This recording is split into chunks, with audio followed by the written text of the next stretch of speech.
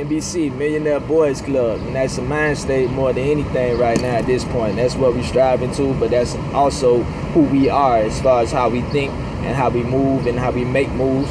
You know what I mean? We're all rich. We're all millionaires, man. We're all millionaires striving to become billionaires. But this is the Millionaire Boys Club right here, NBC.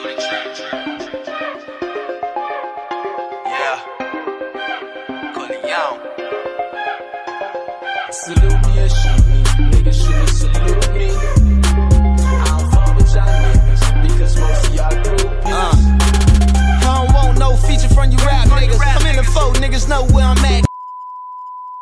Welcome to Trapping Ain't Dead, another day, another dollar. Peep game. I'm always tempted to be like, how the fuck do I just bring Janae in this motherfucker? Say, hey, Janae. Just like that. Say, What's good, know Janae? about all that. You know, niggas gonna be like tripping. But you know, I'm here with my homie Janae. I think that's what it is. I'm here with the homie. Hey, Munchie Poo. Can I call you that? No, man, that shit ain't cool. Because I'm gonna say that shit. We gonna leave that shit in. Like, nah, bruh. Shit ain't cool. What's good? What's good? I don't even know how to. I feel like you just like you take all the hoodness out of me, and I have to be a little bit more proper sometimes. How? I don't know. So I guess I gotta say this over again. No, I think we should keep this. Don't take it out. So all right, fuck it. So it ain't coming out.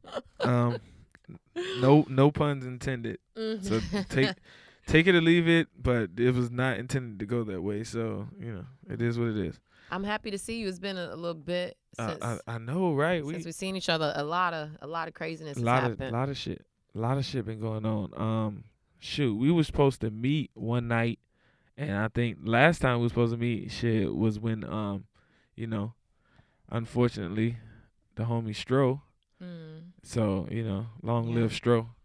Long live Stro. We ain't gonna talk about Rest in peace, everything else. Christopher Struthers. Yeah, she know all that. She go back, way back. Yeah, that one was a tough one. And I think you remember that day I was just like, was it the next day? I think it was either the next day it or was it was that day. We usually record on Thursdays. I think that happened a Wednesday night. Yeah. And I think I was just like that next day I was just fucking out of it. And yeah, I was just like, I need this day. Like I need to like my mind ain't gonna even be where it need to be to record. But that was definitely a big blow to the Carroll City, Miami Gardens community, hell, Miami. Yeah, the whole. I mean, South he Florida, was in the city. That. Like you know what I'm saying? So he touched a lot of people. Yeah, he touched a lot of people. And I didn't know him. You feel me? But I can only recall us, may meeting a few times and like passing. But other than that, man, it's like to hear how everybody was talking about him. It was like almost like a good thing, and it's something like I always allude to and I always talk about in my posts. A lot of times I'm like, man, it don't matter. Like I don't really care about haters and shit. It's just like, man, look, when I die, man, make sure y'all tell the story. You know what I mean? that's what happened, Munch. Like, so when he died, it was just like nobody was saying like, oh yeah, boy, that boy was in the streets, da. Like it was more or less like, hey man, that boy was a stand up nigga. You know what I mean? Like and when he wasn't a real nigga, he was a stand up nigga. You know what I'm saying? Like he wasn't, that wasn't what he was about. And everybody kind of like, from what I seen, made sure like they understood like, nah, this was a good dude. Like this was the family man. Yeah. This was the father. This was this. Like nobody let it be said that it was like he was in the streets. He was, because that's the normal narrative when something like that happens to somebody that's that major in the city. They be like, boy, but behind the scenes, he was in the streets. And they'll say this and the third. But I didn't hear that. Because that just wasn't it. Like he loved his girl Cola, and he loves his son, Lil Chris, and that one was just like, I think that's why everybody was so shocked, because he's just good, like a good person. Like Chris was that, Stro was that, like you, a genuine nice person. Like he was definitely that. And I just love the way the family just was, the dignity and respect and class they have as they're handling such a tragic thing. Like we talked about the paradigm shift, like how they pretty much have set the standard to me for how people can handle, unfortunate things like this. Like the I mean, I respect the no RIP, no picture on t-shirts. Like I never really got that. And I never really liked to get those shirts. So to me, I like that they're like, look, yo, these are the things that we want y'all to respect. These are our restrictions, and just please respect the family and what they're trying to do. And it's just a different type of a way to think this was handled. And like you just spoke on now about the way the story of his life, like the community took control of that narrative. It's like, we're not gonna let the media come in here and say Stro was this and Stro was that. Like, no, we gonna fucking tell y'all what it is and who he is and what it really is and how much he loved his family and his son and everything. So I really, really just was like just blown away and so impressed and fell in love with how that was handled. And I'm just, I think we're all still in shock and we're heartbroken, and our prayers are out to, Cola, Lil Chris, and, the Struthers family, as they deal with this difficult time. I know he gets laid to rest this weekend, so I'll definitely be there to give my support. I already gave to the GoFundMe for his son, to support him. And I just feel like anybody, if you can't even make it, if you could give anything, that's what you should do. Yeah, that's the main thing. And I wanted to hit on, when I see stuff like that, that's the stuff that really is like a big blow to the hood. It's like those. It's like when you got that guy that go to the draft from the hood, but then he fuck up one time and then it's over for him. Yeah. So it's the equivalent, because I see both sides. I see families. I see families divided all the time. On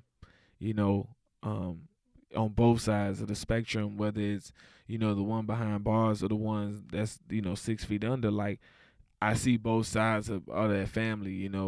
I work with kids. I see how it affected kids. The kids feel it the most. They the ones that gotta live with it, live through it the most.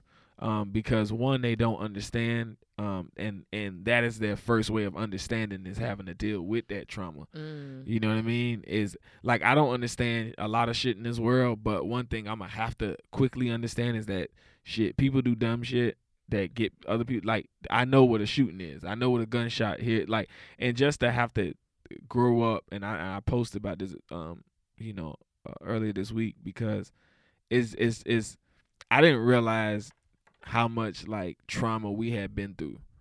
You know what I mean, as kids, and we look at these things like it's like real subconscious. Like we don't think nothing of it. Like, it's so many times we used to laugh because, we'll be like, hey, we sitting on the corner and the police taking pictures of us, not knowing they profiling us as kids. You know what I'm saying? Like, and a lot of them kids that was on that corner with us, like, we wasn't even really doing nothing at that point, but then it turned into that because we had we had grown in that stigma and really took part in it. And for me, I just see I see it like I was saying last episode, like how, I used to think on a different level. Like, I observe so much, and just to sit back sometimes is like think about it and look at it and see like a lot of the young homies now, like how they traumatized by it, or how like, one parent life in the streets like affects, you know what I mean? Yeah. Like, it affects them so much, like to the point where like this kid grows up angry, don't know why he angry, but nigga, you been angry since you been in the womb. You feel me? Because of some emotions that was evoked prior to, you know what I mean? Like, and that you it's beyond your control. You don't have no control of it, and it's just, when I look at when they took that man out, I looked at his kid, and you bringing it up, it just like, that man had a son, now that child got to grow up, and what he's going to remember is, my daddy got shot. Yeah. You know what I'm saying? He going to be like, man, my daddy tried to do it, the right way, the cordial way, or whatever. I don't know, whatever the situation was. And a fucking coward still. Like, he out here being a stand-up guy. Mind you, it's all speculation, because, I'm not going to say I know or we know, because we don't know the real story. But at the end of the day, nobody deserves that, though. Nobody deserves that, the way they was talking about it and saying, it's just like, think about that. Like, at the end of the day, he got shot. Like, we know that, right? So it's like, think of just that trauma of your child knowing, like your significant other got shot. That's why they're not here. It's not because like he didn't want to be here. Like, somebody took that opportunity away from him. It's like, why we do that to each other? Like, You know I was what I having mean? this conversation with Umi and Chris, you know, on Chris Davis, my boyfriend, on separate occasions. It's like, because of what happened with Stroh, it's like, why we do this to each other? Like, why we gotta resort to that? Like, it's like we do more harmful shit to each other. I mean, by we black people, like it's just like almost like a system that's designed for us to take each other out. Like, it's like dog eat dog. Like, I don't give a fuck. Like, life means nothing. Like, there are so many ways that scenario could have played out where, you know, Stroh could still be here. You get what I'm saying? It's like, why is that how we handle our I don't problems? see it no different from when them crackers go through it. The difference is that it's just more we are rampant. own domestic like terrorists too. Yeah, like we are our own domestic terrorists, and I feel like you have that anywhere you go. You know what I mean? It's just based on a set of circumstances, and what I do know, and one of the things I want to get into when we talking about the trap. When I talk about the trap, it ain't just, and I think I may or may not have said this before, but when I talk about the trap, it's poverty, it's a broken education system, it's racial profiling, it's stereotyping these kids, school to prison pipeline, you know. It's because it's literally a trap. Yeah, it's the whole thing, like selling dope or doing whatever you doing to do that. Crime is a direct reflection of poverty. You know what I mean? Most violent crimes are intraracial, meaning that it is within, you know, your race. So black, white yeah, on white, Latino, and Latino. that's just the reality of the matter. So I think it gets stigmatized as like black people, and we kind of pay attention to it more, because that's our reality. You know, you may go in another neighborhood and that's not their reality, and some people may say, well, you're just generalizing because of this, and I'm like, well, this is my reality, this is my existence. I don't know a night without hearing a siren. I don't know a night without trying to hear a gunshot. Yeah. You know what I mean? Like, I don't know what, like, that's not a normal night. It's too quiet out. I don't know. And that's you see what you like. You know what I'm saying? Like that shouldn't be normal. That shouldn't be normal. And as we talk about just music, because this episode is like filled with like a lot of music. Stroh loved music. Like, since I've been knowing him, he's been rapping and been good at it.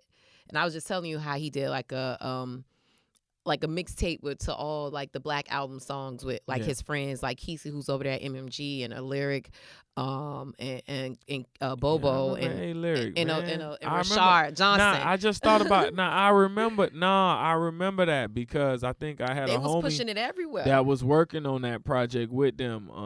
I think my business partner. Shout out to DJ Diesel.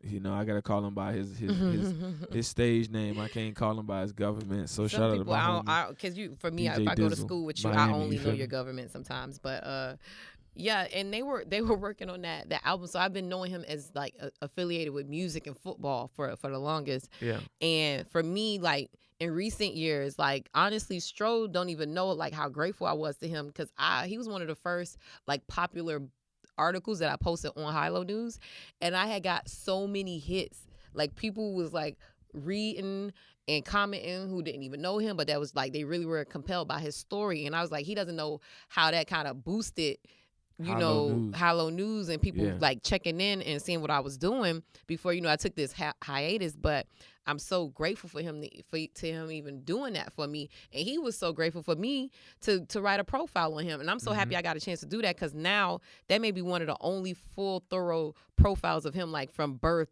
to what he was doing up until that point. And that was like 2015 when that came out, 2015 or 16, and it's like him telling me his whole story, like his journey through music and why he loves it and who his influences was. And I think I'm going to repost that this weekend just so people could see. I know I posted part of the lyrics and part of that article, and him just talking about just his life and what his inspirations were. But music was a big part. And the crazy thing is, and I just hate that it happened this way, is that he was starting to really make that push, and he was getting it. I saw him like doing acting. I saw him like you saw Andre from iUrban TV posted it, like something he did, a cipher or something. Yeah, That was either at one of the ciphers. I think it was at Basel though. Misha did something with him. He Misha did with him, interview. So I was like, I hadn't no idea all the work that he was putting in. And the crazy thing, I get to work. I work, mainstream radio, and people are like, oh yeah, I had heard of him and stuff like that. So sometimes in this business, is putting those pieces together. So it's like people knew who he was, and he was on the verge to me of making that next step that he needed to push his career to where he needed to be. Yeah. And it's like I feel bad because there are certain things that we're working on there within the building where it could help him. And I told him, like, when we first had, like, we're going to start doing something called Music Mondays, and I posted about it, and he was like, yo, you got to let me know. And I was like, almost definitely. Like, we started messaging each other about it and talk about music. And then one of the last things, our last conversation, was like, me just giving him some game on some things and letting him know. And he was letting me, updating me on what he was doing. And he was like, Janae, I appreciate you, trying to be that only connector like that I know of trying to connect, Miami artists to mainstream radio and mainstream media. And he's like, keep that up and keep doing it. And to me at the time, I was like, sure, I'm doing something that I would do for anybody. Like, I was like, first of all, you always been a nice person and always been cool. So of course I would help anybody out, especially from my community. But I was like, I'm just doing something that I think anybody should do. If you got some game, share it. Yeah. If you got some information that can help somebody and you see they actually want it and they hungry, you share it.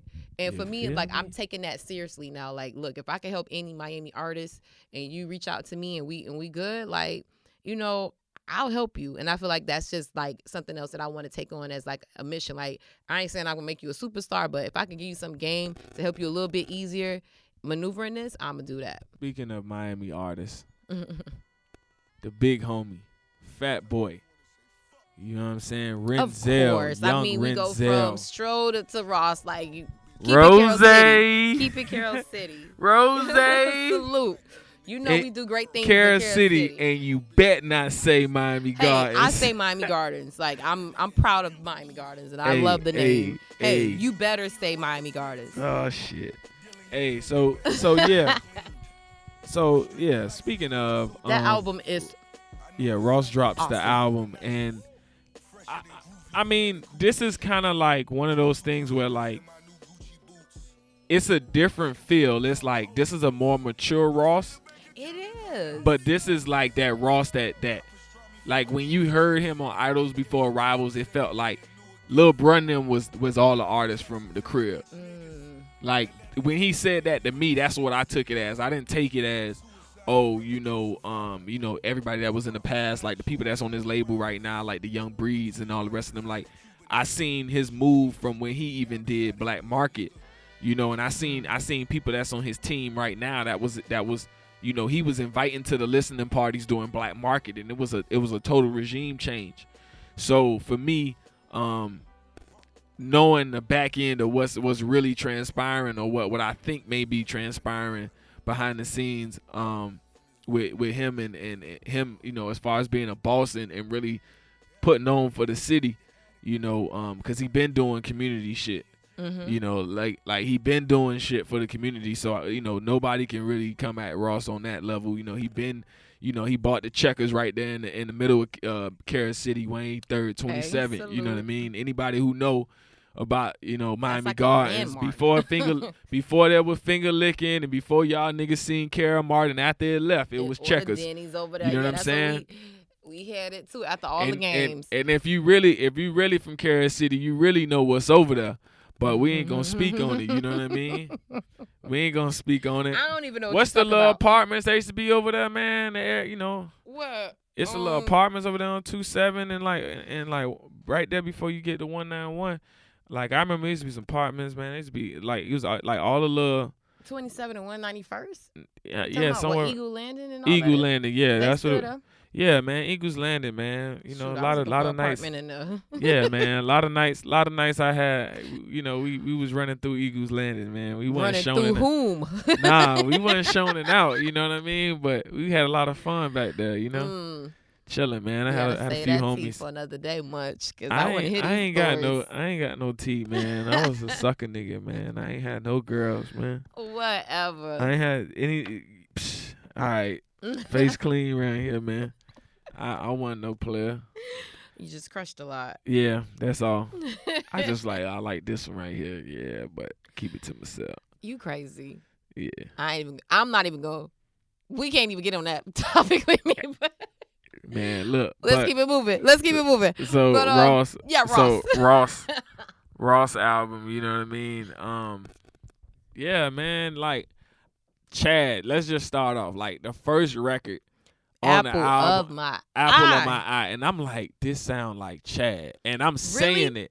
Like I'm hearing it saying like, cause I follow Kid. You know, I've been following. I just learned like today, as we're like, I literally just learned who this kid was today. This is like, and I'm like, he's from Miami. He's doing what? He goes to school. Like I was like, I want to know who the fuck this kid is. He seems like a super kid. It's two producers in Miami that I felt like they got that Miami sound. No disrespect to anybody else, but it's two producers that I feel like they know that sound. There's three, really. You feel me? You know what? And Ross, not to cut you off, baby, but Ross is definitely like that part of that newer Miami sound. Like you got the Luke salute to him and Trick salute to him and Trina, you know them. But it's like Ross ushered in a different type of sound. Because Ross, like what he ushered in was like more people starting to pay attention to a nigga from the South that could really spit. Like a lot of people don't really give the respect to a Ross and like Ross catch him off guard, but they get mad when he go make the little stupid records. You know what I'm saying? Like where he just saying some catchphrases. You know what I mean? So for this album, it was like people return to that big boy rap. Like people understood like. Man, Ross got lyrics, man. Ross ain't nothing to play with. And it returned. But Miami artists have lyrics. Yeah, like, he's paying homage. That's what I'm saying. Like, all of them got lyrics, and it's always been that way. And the thing is, what we always was known for, what we always got notoriety for, was the booty music. Or the music that made people party because of spring break and everything else. But what we really always been from, Two Live Crew, Poison Clan, Trey Plus, like it's always been conscious. The Trick has always been conscious. It never was on some level. Yeah. On some level, it was never like how they try to play it. And to see Chad, like it's three. Like going back to what I was saying, Chad is three producers. Chad, DJ on the beat. I'm kind of biased because that's the little homie. I don't know what I'm saying. He came to the Cultural Arts Center. Okay. You know what I mean? So I'm a little biased. I grew up with little homie. You feel me? Hey, we salute him. But he's I think I want to say he signed to Live House. I know he rock with Live House. So we just gonna leave it at that. Chad Ripper the Kid, and DJ on the beat. Them the three top producers. Like I feel like they got that sound of Miami, like that true sound of like the juke music, the Behemoth, like they bring in the Caribbean culture, that fusion of both the hip hop and the like and the kind of like Caribbean roots. Like they the ones who know that like, and you hear it all through. You like if you it's not gosh. Like when you hear that Ripper on the beat, bitch, like like, hey boy, that shit finna. It's like it's almost like. And it's full. It's like everything's coming full circle because you got a nigga like Sam Sneak who the A&R for MMG. And if you come from our era, like I don't know if y'all up that way in Carol City were listening to Pure Funk. You feel me? See, I'm probably not the best person to ask that. Yeah. See, we were listening. I'm sure we were. I'm gonna just say it for us. I'm sure we were. But it was like Boda Lover, like people. I want to do something to really pay homage to that guy, Boda Lover, G Money, Crunch One, like these guys, but Boda Lover, like, let me tell you, man, Boda Lover, like you can't say you grew up on Pure Funk and you don't know who Boda Lover is. Like, I don't give a fuck. Like you ain't grew up down here. You from the city. You talk about you grew up in the '90s, like that '90s baby. Grew up in the '80s, going into the '90s. Like you was raised in the '90s. Like nah, bruh. 2000, like bruh. You can't say you don't know Bo the Love. Bo's still on the radio, so you can't say you don't know Bo. You know what I mean? Yeah. And I know that name. Yeah, and he's. I'm like half bougie. Man, cut it out.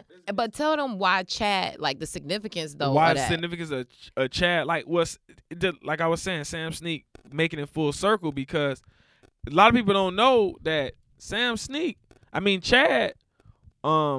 They had been watching for some time. This wasn't like some new shit. Like Chad was with all them boys, from what I understand, it was like free lunch line and all this other stuff, like with Dread and all the rest of them. So, and my thing is, man, like it just came full circle with Sam Sneak, because Sam Sneak was on Pure Funk when we was, and I know a lot of y'all heard that Sam Sneak, like you heard the little ad lib, like everybody knows that ad lib, whoop. You heard Sam Sneak, and you heard the Jam Squad, like that was Sam Sneak. So for me, it's like everything's coming full circle for Miami, and now is the time, like especially with everything that's happening around, like the gentrification and everything. You got guys like Chad, he announcing like, "Hey man, I'm finna put up Touch Money Studios."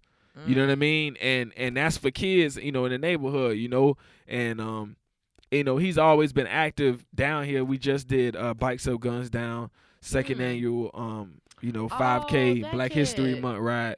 So I know exactly who you're talking about now. So I had no idea he made music. Yeah. So a lot of people didn't know, and yeah, man. So all right. So back to what we was talking about. Sam Sneak and Chad, like yeah, they had known each other. They had a relationship for some time, from what I had read. Because I know of most of these guys, or I know them to an extent, but I don't know them all the way. So I know of them, so I just read about them and most times. But yeah. So from what I read, Chad pretty much like had a relationship with him when Ross had visited the team through Honey's Money. I remember Honey's Money's son was on the championship team for Booker T. And I believe know who Honey's Money is. Yeah, Honey's Money. This goes back to like all the socialites. She was throwing parties when Ross did. Okay. Yeah, just when give Ross, us a little context Honeycomb. Sometimes. Don't assume I know. Yeah, I don't know. I don't know if y'all remember. It was she was a promoter. She was doing Honeycomb Hideout. That was like her annual birthday bash thing that she was doing. I feel like I've heard that before. Yeah, and she did the cake that she did. The one that everybody remembers when she did Honeycomb Hideout, and I think. Either Deeper Than Rap dropped or Triller dropped, and Ross. That was when Ross came in the helicopter and all that shit to KOD. That was during her party. You know what I'm saying? Oh, okay. So yeah. Yeah. It's like that. So just to see that relationship between them, like. And them build that relationship from that point, and then he just kept sending beats, and now look at him. Yeah, and he been like, if you know anything about Chad, like I said, them three producers. If you talking about Miami music, I excluded a lot of producers, that's in Miami. Like shout out to my boy the Pyramids, OG Sean. It's a lot of guys that's out here producing. Nuri, Danny Keys. I'm naming a lot of cats that's Maneuvers. Louis Arson, all these DJs, all the rest of these guys. Like, it's a lot of people who've been doing their thing down here and creating a Miami sound. But at the end of the day, when you talk about that, like, Liberty City sound, like that juke music, like what we grew up on in Club 56, you feel me? That's, that's fucking Chad, Ripper on the beat, and DJ on the beat. Like, that's just the three for me, But I'm so proud of this kid Chad, and I would love to meet him one day just to see that, like, he's kicking off the album with Apple of My Eye. Like, he produced, like, and that's one of my favorite tracks on Rather You Than Me. Yeah, I gotta listen to that every day. And if you listen to I've been his listening to record it every day since I got it. It sound like it was like almost like Chad's spirit was like Ross was rapping, but that was Chad's spirit. But that makes sense though to me. You get what I'm saying? Because like. The same things that Chad would have rapped about on that beat was the same thing that Ross said. Wait, Chad rapped too? Yeah. Wow, this kid is talented. Yeah, kid talented. And he played like 9 instruments. And he go to school. I'm jealous because I used to want to be like him. Like I literally did both, and that was my aspiration to kind of like do both. And how old kid is doing he? it. I don't know how old he is, but fucking salute the early that 20s, nigga, right? You know what I'm saying? Early 20s, yeah. But salute to Chad, man. I'm so proud of him. Yeah. Like today, like.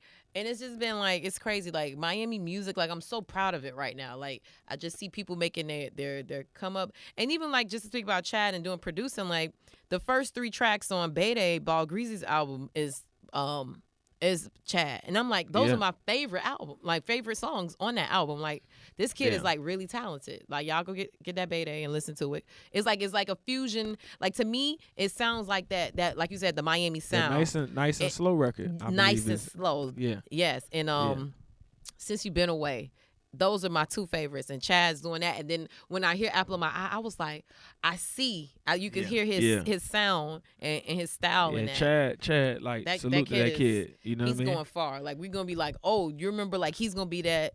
You know, I mean, who's a hot producer? Timbaland. Like who's gonna be like? I mean, like you that. got a lot of cats that's around. You got people that's in Miami right now that's doing it. You know what I'm saying? But it's how you make it. How you trying to make a living for yourself. You know what I mean? But the hustle that you telling me about, and a lot of people, and I talk about this all the time with my coworkers, they're like, people don't want to put in that work. So for you to tell me that this started years ago and him constantly like, you know, sending those tracks and getting better in his craft, and he played 9 instruments, like it's the craft and the work that he put in. Like a lot of people don't want to put that work in. And playing ball. And people underestimate like the boy is at UM. That's a private institution. You know what I mean? And he going to school and he's staying out of trouble. Like, we haven't heard of Chad getting in no stuff. So that's my thing, and that should be saluted, you know, at any time. Definitely. And big ups to Sam Sneak and how instrumental he was and mentoring him, too, because that's important, too. A lot of people don't get those mentors and that support, that the right people behind you. So I heard a story today of how, like, you know, Sam Sneak was like instrumental in how what Chad is now. So I just love to see that Miami musicians and people in this industry are working together. Like there's no reason why we shouldn't be rivaling Atlanta. Like we have so much talent down here. Like we should be fucking pushing out people just as much as they do. Just like I said, this was like a new like this album felt like a new just like this album felt like a new beginning for Miami music scene or whatnot. It also felt like a new time for the whole rap game in general. You know, it was like Jay-Z. It made, like, listening to this album made me feel like Jay-Z's Big Boss and Ross is the LT, and he coming through. He ain't fucking off at all. Like he coming through this clean up shop, house this shit, like get this shit right. And tell niggas like, this is what it is, this is what it's gonna be. And it's almost like if a Miami nigga was in that situation in real life, that's what he would be doing. So cause anywhere we go, we get down with everybody. We gonna go where the money going, you know what I mean? But at the same time, like I felt like he took on that persona, that role, and doing it now in the rap game. Cause when you look at, like, I hear this record with Birdman, like Idols Become Rivals. It was like he told a story to everybody who from Miami, dog. Like he ain't tell no story. Ain't nobody from Miami that's gonna tell you they didn't listen to two people, BG and Soulja Slim. True. We heavy on BG and Soulja Slim. I grew up on Master P. So Master P, Soulja, then BG. You know what I'm saying? My homeboy, when we was in Hot Boys, when Hot Boys first came out, everybody picked their favors.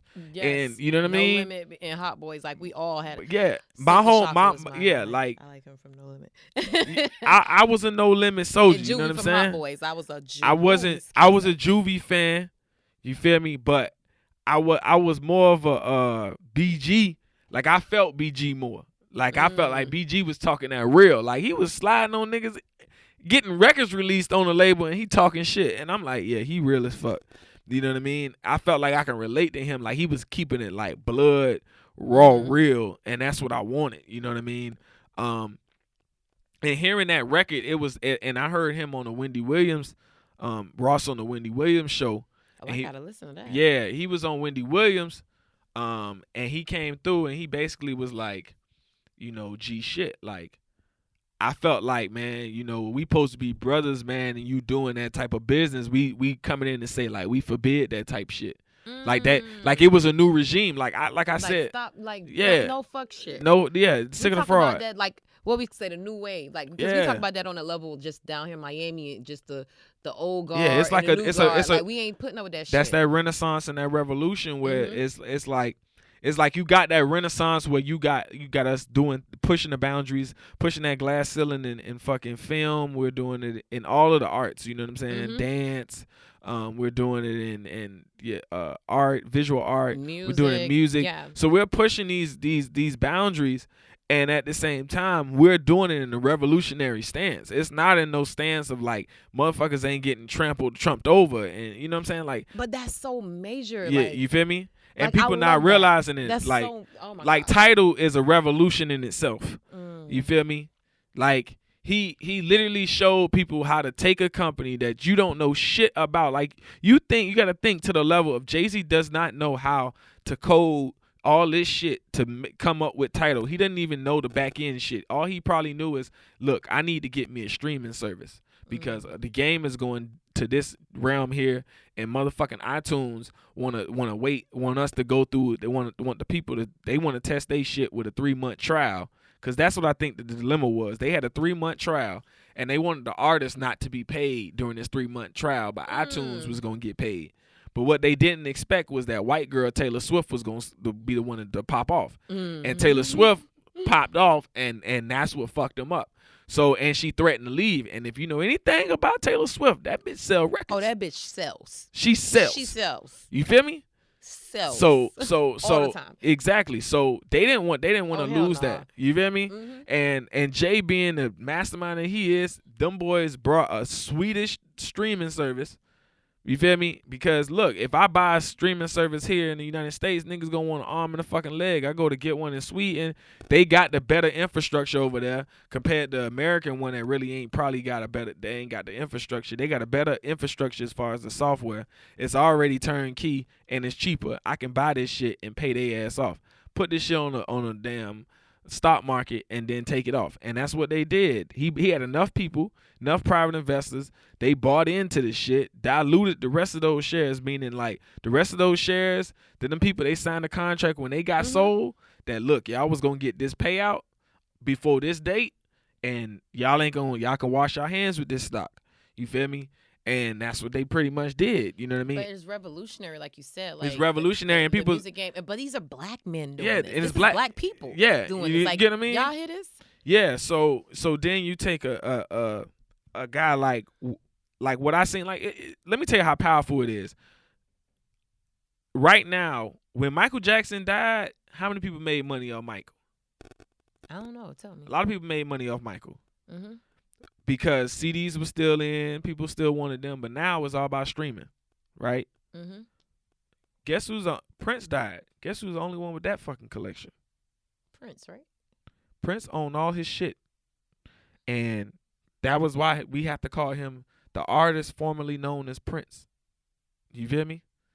And literally, like, if you go back and you read the story, like, he was in a big battle with Sony. Same issue with Michael. They was in a big deal with Sony, and Sony was like, bitch, this like, you can't say, even though your name in real life is Prince, like, nigga, this our shit. And that's why he had to go by the artist formerly known as Prince, and he had to go by that little symbol and all the other shit that he went on, because he went at it with Sony, like, when we was kids. And like, but, you know, talking about his death, he dies. Guess what? Jay-Z's the only one with that damn collection. What? Only person with that shit. So you got to think, everybody who want to listen to Prince, they got to go tap, and they got to pay Prince and that estate going straight to their estate. You feel me? Mm-hmm. Like, the money and all that got situated before he passed. Like, that was already done. Like, Prince was, if I'm not mistaken, he was one of the first investors in Tidal. When they did that first initial thing, when they had, like, with Daft Punk and all of them was in it, I think he was one of the initial people, but he was, like, silent. He wanted to be behind the scenes. And Prince is Prince is on some Prince other is dope. shit.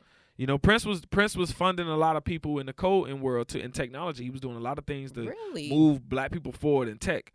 Van Jones was talking about that, like how he would, because Van Jones was working with Prince directly, and he was funding it through the nonprofits that like so that people didn't know it was Prince that was doing it. He went through, like, Prince. They say Prince went through, like, hella shit to, like, not be known, like he did it. He didn't want it, and that's the shit. He didn't want the praise for it. Do you see that happening now in Miami? You see, like, I know Flo Rida has his hands in a lot of stuff, and he's doing great things. Salute to him and you got Rick Ross, and I feel like they can be those change makers to usher in something new down here as far as music is concerned and entrepreneurship and like just creating a model.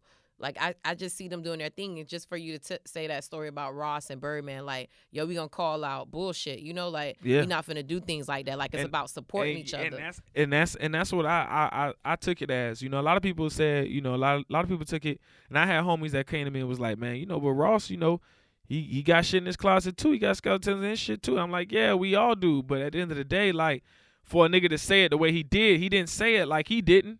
Mm-hmm. You know what I mean? He said it in the record. Like, give him that, because he acknowledged. If a nigga acknowledge it, that tell me already, like, you look at yourself in the mirror every day, bro. Mm-hmm. So he acknowledged, like, nigga, we, you know, I can't judge you because, you know, nigga, you know, my hands ain't clean either. But at the end of the day, I wouldn't do no shit like that.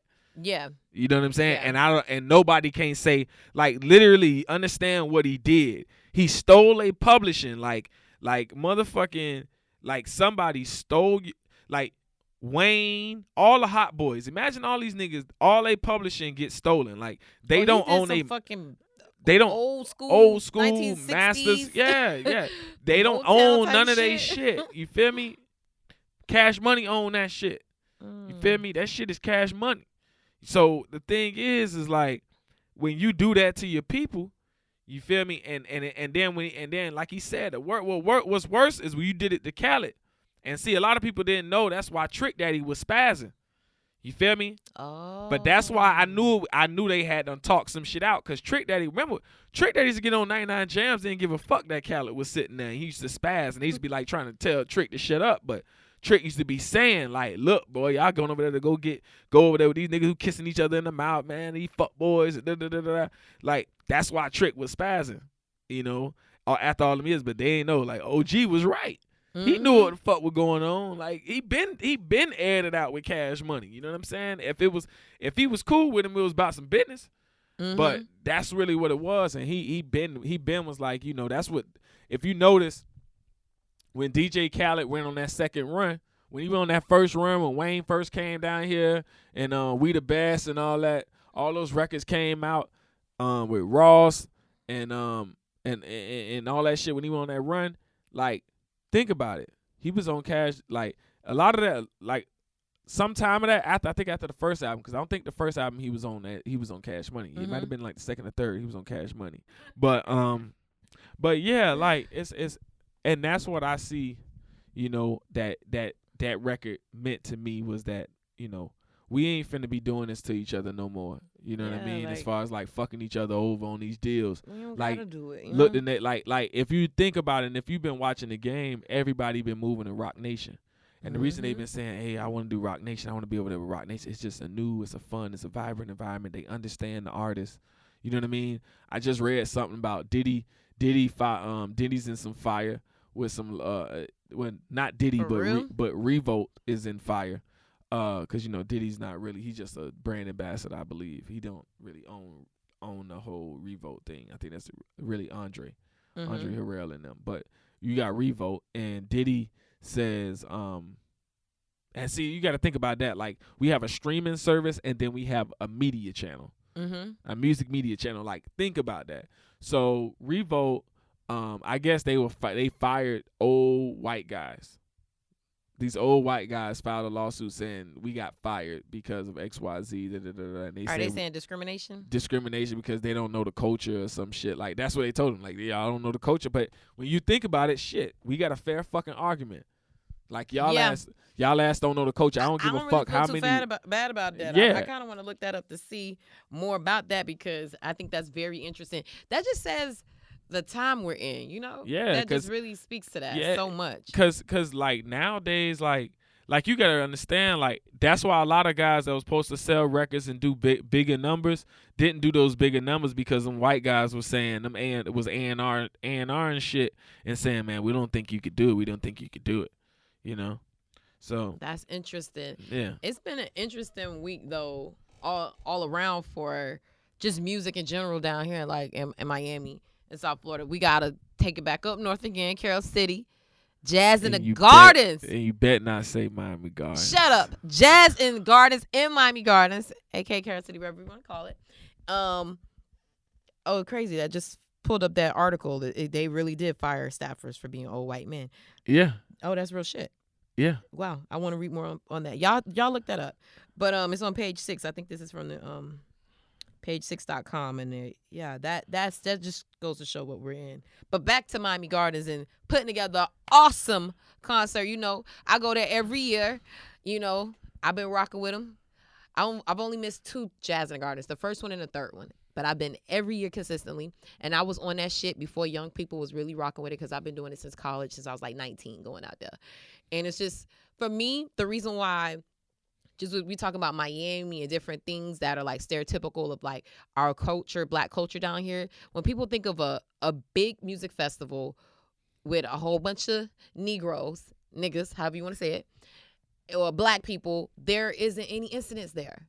And I mean, even though that's not like, oh, something shouldn't happen, like that shouldn't happen, but let's just think about that. That shit that is, just is shows a rarity. y'all that, like, motherfucker, they just shot up Martin Luther King Park exactly. So on Martin Luther King Day. It's I know. Like, you shoot up Martin Luther King Park on Martin Luther King Day. Like, fuck that shit. Like, that's the level of no remorse. But and another thing about it too is a different demographic, so it's a little bit older. Yeah. But that just goes to show that what we are capable of. Like, look, we can gather, we can have a good time, we can listen to some good music. Shout out to LL and Common, like they really shut it down, and Robin Thicke and Jill Scott. Like, I really enjoyed those acts. But for me, I'm always so proud of my city every year when I see that, because to me it just goes to show, like, let's show them that I know bad shit happened in our city, and it's some things we can't control. And, you know, RIP to all the people, you know, who lose their life in senseless gun violence in our city and all around the county. But to me, that just goes to show, like, that's not all we are. Like, we could come together, we could have a good time, we could fellowship, we could love each other. And this is what I generally feel like that's really who we are. Bad shit happen. That's just life, though. Like, bad shit happens in your life. You know, but that's not the majority of what your life is. Like, it's good shit that happens too. And I think that's just a story that needs to be out there more. That I saw Hungry Black Man on his page. He was talking about my dog, Star X. I know, salute to him. And he was just saying how there should be more coverage, and how, you know, other festivals and the way we cover it, because nobody don't covered get it as much coverage as I like think the Food and Wine and all those in ultras. And I just think that Jazz in the Garden is like, it's a major show. And it's a major show, and it was a good show. I didn't go this year. I could have went. Yeah, you could have. Yeah, because she had tickets, but that's fine. Yeah, but I will say I this, think major outlets did cover it, so I will give them that. They did. I'm not gonna take that away from them. I think major majority media outlets, news, radio, TV, print, they were out there. So I'm gonna get them that. They do cover it. I do get his point of saying where it could be covered more extensively. But yeah, they didn't cover it. That's what I'm saying. They didn't cover it like extensively, like really go in like how they gonna go for Ultra. Before them people come in for Ultra, they got the pre-roll. You know what I'm saying? Like, they telling niggas like, hey, get ready, Ultra's coming in a couple weeks, or they're coming in next week or so. You know what I mean? It wasn't none of that. And, yeah, I will say this. I saw it on 10. I saw it on 7. Heard it on the radio stations and things like that. I just think, too, that's another thing. Somebody made a comment. I think it was, you know, our boy Jay Nick. He's like, yo, let's tell our own narrative. So that's where when we support because let's look. I'm sure MIA and Miami Times covered it extensively. Yeah. Are we supporting people who are covering our stories the way they should be covered? Like, support them. Make sure that they have the resources that they need to, so we don't have to rely so much on, you know, white mainstream media down here. And next year, I'll jump in the hat with Hungry Black Man, and you know. We definitely gonna be there. I think we need to do a podcast live from there. Yeah, we gonna do a podcast live. We got a capability. Yeah, we can do that. And we can do a podcast live. To hear. And you know, it's like this. Like, I'm usually I work a lot of times behind the scenes. So yeah, I was there at Jazz in the Gardens every year. I just ain't been to the actual main event. Really, I think, enjoy it really much. Yeah. Oh I think. Oh my gosh, you missing out. No, it's she get nice and nasty and drunk. No, trust me. I did the that. Music as loud as she can, and she's dancing in the aisle. By she, I mean me. I know. It's a good time. Trust me. I the one time I did go, I think was 2 years back. Where you actually enjoyed the concert? Yeah, I actually sat and enjoyed the concert. That's the thing. Like, if I go somewhere, it's hard for me to enjoy stuff. So, like, a lot of times, because you're a production guy. So yeah, so it's usually like working. Yeah, I'm usually working, exactly. And the thing is, like, I want to go. Like, that's one of the events I'm like putting on the list. Like, nah, bro, I gotta go to this shit. You know what I mean? Like, I gotta go to this shit. But at the end of the day, it's it's some money I was going after. It's some contracts. Y'all know me, man. Look, man. Like Chad say, man, touch money. If it don't make dollars, it don't make sense. Another day, another dollar, peep game. You feel me? Trapping ain't dead. So, you know, I respect that. You know, I had a few issues, you know, because you can't win them all. But some scenarios you feel like you supposed to get that deal because you the homie, you know. And what, you wanted a contract for Jazz in the Gardens? That's what you're saying? And it's not I want to say it was a contract for Jazz in the Gardens. It's for one of the side shows that was on it. I see. So it was like, damn, you know what I mean? Like, it's like I you know, it's just something like on a professional development thing. Like, I get that though, Munch. I'm you not even mean? Mad at that. Yeah, like it's where you coming from? Yeah, it's on a professional development thing where, like, you know, when you got a business, and this may be a tip for somebody who just got a business, and you know, you got to grind and you got to be persistent. Like, for me, I've been in and out, and I've been, not saying I've been inconsistent, I've been real consistent, but I've been in and out as far as like taking that hiatus. You know, I had to take some time off, like my old girl, like a lot of people don't know, like, but my old girl had like a real, you know, extensive like neck surgery. It was like she was like almost paralyzed type shit. So it was like I had to take time off for that to like kind of like be away, because I know like me, I would snap, you know, being to have to deal with doctors and they fuck shit, and you know, I you know, so a lot of that I took a step back, and a lot of it was I didn't want to be in the hype of shit. And just on a professional development level, it was like I took a step back, and that should have been the time I should have been on go. Because I was just coming off a year where I had like 30, 40 shows that I had did that was like strictly, totally like for the culture. You know what I mean? So it was just like, boy, you up there, but you got to keep going. You got to keep elevating. You got to keep progressing. And now I feel like I'm back at like ground one, and I got to go meet these contacts all over again, and then be like, come on, bro, y'all know I do this, and the third, you know, and prove myself all over again. So like, for me, it's just like, fuck it, you know? Well, you know, maybe next year we just go a little bit harder. We make them contacts we need to. And, you know, I'm putting it out there in the universe. You will get the contract and you will work. No, I will. I know. Jazz in the Gardens or whatever auxiliary events they have going on. Yeah, it was. For. Yeah, and that's really. That profile going to be lifted real soon. Yeah, that's all it really is. Wink, you know? Wink. You know what I mean? So it's just like I'm chilling. You know what I mean? Like I took it like, man. Like, I'm going back to, like, the old me, I say in a way, because, like, man, shit, I done had so much shit happen in a nigga life that just took a nigga on a whirlwind. So, to, like, be where I'm at now is, like, all right, you just take this shit, take it, like, cool breeze, bro. Like, you know what I mean? Like, just handle your business the way you got to handle it. Like, and certain people who ain't gonna fuck with you, fuck it. Just move in a different market. Hello. You know what I mean? You just preaching to me today. Like, but I posted on Facebook today. You like, fuck them. Yeah. I'm like, I can't believe these people do be like this. Yeah, like my thing is, like I told you last episode, I ain't never felt like I've been a part of shit.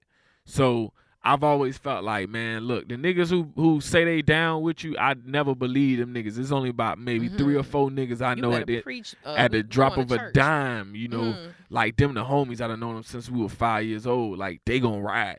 But other niggas, I don't give a fuck. Like, you can grow up on a block with me the same period of time. I'm still gonna be like weary, extra weary. You know what I mean?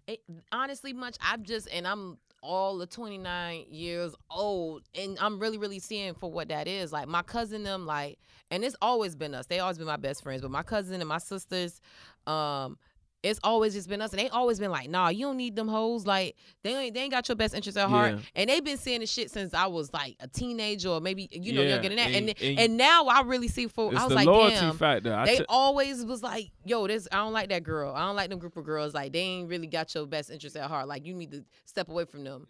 And I'm now seeing what it is. Like, You know, or this nigga, he talk about you, or he's saying XYZ about you. Like, you don't need to be, you know, friendly with this nigga. And it's just like, now I'm really like, I always try to be the nice one and be like, well, I'm going to be cordial, keep good lines, and I'm going to be, you know, show him a bigger person. I was like, no, like, it's really fuck you. Because if you don't wish me well, you know, and if I feel like it's any type of negative energy, like, I really do need to distance myself from you. Yeah. You know, like it really is fuck I keep it moving. Like a lot of people, I told my homies, like, I was like, bro, I don't know what the fuck a hater is.